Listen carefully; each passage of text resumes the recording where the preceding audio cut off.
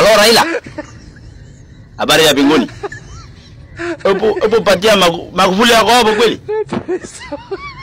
Patia yeye simu bana, nataka nimwambie kenye inaendelea huko Tanzania.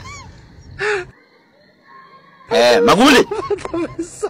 Habari mzee.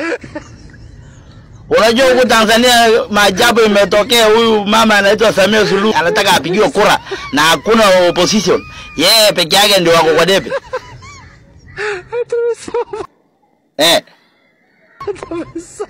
Sasa wewe ulichagua deputy aina gani bwana? Hata hana demokrasia, hata hajui umuhimu wa wananchi katika nchi ya Jamhuri ya Tanzania.